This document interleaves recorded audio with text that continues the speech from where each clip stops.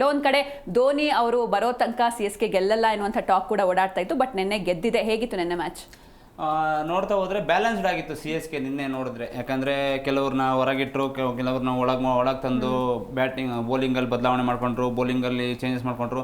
ನೋಡಿ ಮತ್ತೆ ಇನ್ನೊಂದೇನು ಅಂತಂದ್ರೆ ನಮ್ಮ ಕೇರಳದ ಚೇಟ ಅಂತ ಹೇಳ್ತಾರಲ್ಲ, ಫುಲ್ ಫೇಮಸ್ ಆಗಿದ್ದಾರೆ ಅವರು. ಸಂಜು ಸ್ಯಾಮ್ಸನ್ ಅವರು ಈಗ 40ಗೆ ಬಂದಿದ್ದಾರೆ, ಒಂದು ಫಾರ್ಮ್ ಕಂಡಿಡ್ಕೊಂಡಿದ್ದಾರೆ. ಸೊ ಅವರು ಹೆಂಗೆ ಅಂತಂದ್ರೆ ಬಿಫೋರ್ ಮ್ಯಾಚ್ಗಳಲ್ಲೂ ನಾವು ನೋಡಿದ್ವಿ ತುಂಬ ಸಲ ಫೇಲ್ ಆಗಿ ಪಾಸ್ ಆಗಿರೋದು.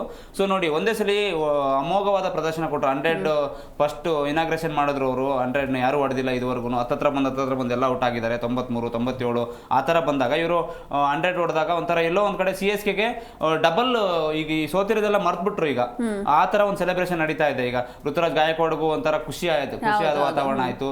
ಮತ್ತು ನೋಡಿ ಬೌಲಿಂಗಲ್ಲಿ ಯಾವುದೇ ಒಂದು ಮೈನಸ್ಗಳು ಕಾಣಲಿಲ್ಲ. ಬೌಲಿಂಗಲ್ಲಾಗಲಿ ಫೀಲ್ಡಿಂಗಲ್ಲಾಗಲಿ CSK ಒಂಥರ ಹೆಂಗೆ ಅಂದರೆ ಬ್ಯಾಲೆನ್ಸ್ಡ್ ಆಗಿ ಕಾಣ್ತು ನಮ್ಗೆಲ್ಲರಿಗೂ. ಸೊ ಅದು ಒಂದು ಕಡೆ ಎಲ್ಲೋ ಒಂದು ಕಡೆ CSKಗೆ ಎಲ್ಲೋ ಯಾರೂ ಮಿಸ್ ಆಗಿಲ್ಲ ಅನ್ನೋ ಒಂದು ಎಲ್ಲೂ ಯಾರಿಗೂ ಅನ್ನಿಸ್ತಾ ಇಲ್ಲ. ಈಗ ಧೋನಿ ಅವ್ರ ಅನುಪಸ್ಥಿತಿ ಇಲ್ಲ, ಸೀನಿಯರಿಟಿ ಅನ್ನೋದು ಎಲ್ಲೂ ಕಾಡ್ತಾ ಇಲ್ಲ ಯಾರಿಗೂ. ಯಾಕಂದರೆ ನಾವೇ ಆಡ್ತೀವಪ್ಪ, ನಾವೇ ಗೆಲ್ತೀವಿ ಅನ್ನೋ ಒಂದು ಕಾನ್ಫಿಡೆಂಟ್ ಇದ್ರು.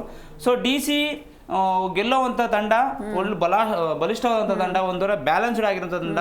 ಬೌಲಿಂಗಲ್ಲಿ ಆಗಿರ್ಬೋದು, ಬ್ಯಾಟಿಂಗಲ್ಲಿ ಆಗಿರ್ಬೋದು, ಫೀಲ್ಡಿಂಗಲ್ಲಿ ಆಗಿರ್ಬೋದು, ಎಲ್ಲ ಚೆನ್ನಾಗಿರೋಂಥ ತಂಡ ಬ್ಯಾಕ್ ಟು ಬ್ಯಾಕ್ ಸೋಲ್ನ ಅನುಭವಿಸ್ತಾ ಇದೆ.